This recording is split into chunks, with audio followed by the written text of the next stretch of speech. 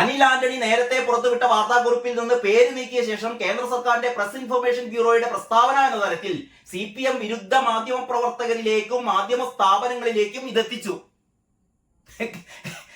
ഈ കള്ളത്തിലൊക്കെ പറയുന്നതിനൊരു ലിമിറ്റ് വേണ്ടേ? ഏത് മന്ത്രാലയം എന്ന് പോലും വ്യക്തമാക്കാത്ത കുറിപ്പ് ആധികാരികമെന്ന നിലയിൽ മാധ്യമങ്ങൾ വാർത്തയാക്കി. അനിൽ ആന്റണിയുടെ വാർത്താക്കുറിപ്പ് സാമൂഹ്യ മാധ്യമങ്ങളിൽ പ്രചരിച്ചതോടെയാണ് സുരേഷ് ഗോപിയുടെ ഓഫീസും ചില മാധ്യമങ്ങളും പടച്ച വ്യാജ വാർത്ത പൊളിഞ്ഞത്. അപ്പൊ ഇന്നലത്തെ പത്രങ്ങളൊക്കെ കൊടുത്ത ഈ വാർത്ത വ്യാജമാണ്, അത് പൊളിഞ്ഞു എന്നാണ് ആര് പറയുന്നത്? ഈ പറയുന്ന തിരുവണ്ടൻ സഖാക്കളുടെ ഈ വാറോല പറയുന്നത്. ഇനി നിങ്ങൾക്ക് ഞാനൊരു ഓഡിയോ കേൾപ്പിക്കാം. ഇതേതായാലും NK പ്രേമചന്ദ്രൻ അറിയാലോ. NK പ്രേമചന്ദ്രൻ, നമ്മുടെ പാർലമെന്റ് അംഗമായ NK പ്രേമചന്ദ്രൻ ഇതേ കാര്യം, അതായത് അനിൽ ആന്റണി പറഞ്ഞ കാര്യം സഖാക്കന്മാർക്ക് വിശ്വാസമില്ല, അനിൽ ആന്റണി പറഞ്ഞ കാര്യം ഞങ്ങളെ പരിഗണനയിലില്ല, JP നദ്ദ പറഞ്ഞ കാര്യം സഖാക്കൾക്ക് വിശ്വാസമില്ല, JP നദ്ദ പറഞ്ഞ കാര്യം സുരേഷ് ഗോപി പറഞ്ഞിട്ടും വിശ്വാസമില്ല, ഈ പത്രക്കുറിപ്പ് കേന്ദ്ര ഗവൺമെന്റിന്റെ പത്രക്കുറിപ്പ് ഇറക്കിയതും ഇവർക്ക് വിശ്വാസമില്ല. ഇനി NK പ്രേമചന്ദ്രൻ MP പാർലമെന്റിൽ ഇത് സംബന്ധിച്ച് ചോദിച്ചപ്പോൾ പാർലമെന്റിൽ NK പ്രേമചന്ദ്രന് ആരോഗ്യ വകുപ്പ് മന്ത്രി നൽകിയ മറുപടിയുണ്ട്. ആ മറുപടി ഇത് തന്നെയാണെന്നേ. കേരളത്തിൽ ഒരു ചില്ലിക്കാശ് കൊടുക്കാനില്ല എന്ന് തന്നെയാണ് പറഞ്ഞത്. ഇതും വീണ ജോർജിന് വിശ്വാസമില്ലേ? പാർലമെന്റിൽ NK പ്രേമചന്ദ്രൻ MPക്ക് രേഖാമൂലം കേന്ദ്രമന്ത്രി നൽകിയ മറുപടിയും വീണക്ക് വിശ്വാസമില്ലേ? അപ്പൊ പിന്നെ വീണപ്പിനെ ആര്യ വിശ്വസിക്കാൻ പോകുന്നത്? നിങ്ങൾ ഇതൊന്ന് കേൾക്കണം. ഈ NK പ്രേമചന്ദ്രന്റെ ഈ പ്രസംഗം, ആ പ്രസംഗം ഒന്ന് കേൾപ്പിക്കാം.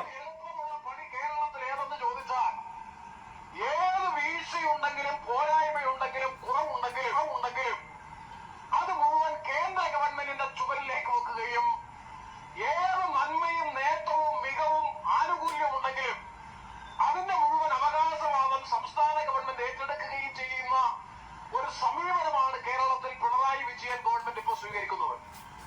ഇത് ഞാൻ പറഞ്ഞാൽ ഞാൻ BJP ആയി ചിത്രീകരിക്കപ്പെടും, ബ്രാൻഡ് ചെയ്യപ്പെടും. ഇപ്പോ കേരള ആശ ഹെൽത്ത് വർക്കേഴ്സ് അസോസിയേഷൻ പ്രവർത്തകരും ശ്രീ സുരേഷ് ഗോപി ഈ സമരകേന്ദ്രം സന്ദർശിച്ചതിന്റെ പേരിൽ നിങ്ങൾ പകുതി BJP ആയിട്ടുണ്ട്. ഇപ്പൊ പൊതുമണ്ഡലത്തിൽ ഞാൻ നേരത്തെ തന്നെ പൂർണ്ണ BJP ആയി പ്രഖ്യാപിക്കപ്പെട്ടയാളാണ്. അതുകൊണ്ട് എനിക്കിത് പറയുന്നതിന് ഒരു മടിയുമില്ല. ഞാൻ പാർലമെന്റിൽ ഉന്നയിച്ച ഫെബ്രുവരി മാസം ബഡ്ജറ്റിന്റെ ആദ്യഘട്ടത്തിൽ പാർലമെന്റിൽ ഉന്നയിച്ച ചോദ്യത്തിന് ബഹുമാനപ്പെട്ട കേന്ദ്രമന്ത്രി കൃത്യമായ മറുപടി നൽകി. സംസ്ഥാന ഗവൺമെന്റിന്, കേരള സംസ്ഥാന ഗവൺമെന്റിന് ഈ വർഷം ദേശീയ ആരോഗ്യ ദൗത്യം പരിപാടിയുമായി ബന്ധപ്പെട്ട് ലഭിക്കേണ്ടുന്ന മുഴുവൻ തുകയും ജനുവരി മാസം 25-ാം തീയതി മുമ്പായി തന്നെ ധനവർഷം മാർച്ച് 31 മുമ്പ് കൊടുത്താൽ മതി. മാർച്ച് 31 മുമ്പ് ബഡ്ജറ്റ് അലോക്കേഷൻ കൊടുത്താൽ മതി. ജനുവരി മാസം 25-ാം തീയതി തന്നെ 912 കോടി രൂപയിൽ ഏതാണ്ട് 800 കോടിയിലധികം രൂപ ജനുവരി മാസം 25-ന് മുമ്പ് കൊടുത്തു എന്ന് കേന്ദ്ര ഗവൺമെന്റിന്റെ കേന്ദ്രമന്ത്രിയുടെ ഉത്തരം പാർലമെന്റിൽ കിട്ടി. ഇന്നലെ കേരളത്തിന്റെ പ്രതിപക്ഷ നേതാവ് സഭയിൽ ഞാൻ ഉന്നയിച്ച ചോദ്യത്തിന്റെ ഉത്തരവും സഭയിൽ ഉന്നയിച്ചു. ഒരു മറുപടിയുമില്ല. അതാണ് ഞാൻ നേരത്തെ സൂചിപ്പിച്ചത്. എന്തുണ്ടെങ്കിലും കേന്ദ്രം പറഞ്ഞാൽ പ്രതിപക്ഷം പറയില്ല. കാരണം BJP, RSS, സംഘപരിവാർ. അപ്പൊ സംഘപരിവാറായി, RSS ആയി, BJP ആയി ബ്രാൻഡ് ചെയ്യപ്പെടുന്നുള്ളത് കൊണ്ട് ഇപ്പോ പലരും സത്യം പോലും പറയാൻ താല്പര്യപ്പെടുന്നില്ല. ഇതാണ് കേരളത്തിന്റെ പൊതുസ്ഥിതി. പിന്നെ CITയുടെ നേതാക്കൾ നടത്തിക്കൊണ്ടിരിക്കുന്ന പരാമർശങ്ങൾ, പ്രതികരണങ്ങൾ, സത്യത്തിൽ അവർക്കൊരു തൊഴിലാളി വർഗ രാഷ്ട്രീയ പ്രസ്ഥാനം, തൊഴിലാളി വർഗ വർഗബോധമുള്ള രാഷ്ട്രീയ സംഘടന എന്ന് പറയാനുള്ള ധാർമ്മികാവകാശം പോലും ഇന്ന് കേരളത്തിൽ CPM-നില്ല, CIT-നില്ല എന്ന് പറയാൻ ഞാൻ ആഗ്രഹിക്കുന്നു. ഒരു കേന്ദ്രമന്ത്രി സമരകേന്ദ്രം സന്ദർശിച്ചപ്പോൾ വനിതകളുമായി അദ്ദേഹം സൗഹൃദ സംഭാഷണം നടത്തിയതിന് കൊടുത്ത പരിപ്രേക്ഷ്യം, വ്യാഖ്യാനം, ഏത് സർവകലാശാലയിൽ, പിണറായി സർവകലാശാലയിൽ പഠിച്ചവർക്ക് മാത്രമേ ഈ തരത്തിലുള്ള പരാമർശം നടത്താൻ കഴിയൂ.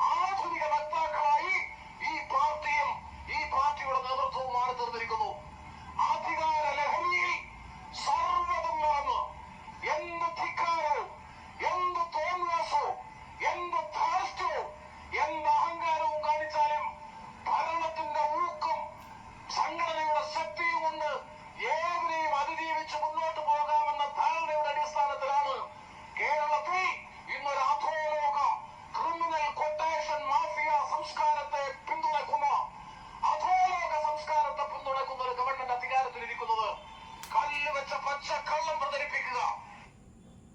തൽക്കാലം ഇത്ര കേട്ടല്ലോ. NK പ്രേമേന്ദ്രൻ പറഞ്ഞതിന്റെ അപ്പുറത്തേക്കൊന്നും എനിക്ക് പറയാനില്ല. അതായത് NK പ്രേമേന്ദ്രന് പാർലമെന്റിൽ മന്ത്രി കൊടുത്ത മറുപടിയാണ് പറഞ്ഞത്. അതും വീണക്ക് വിശ്വാസമില്ല.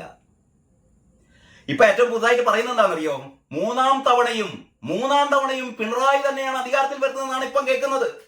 മൂന്നാം തവണയും അധികാരത്തിൽ വരാൻ പോകുന്ന പിണറായി സർക്കാർ.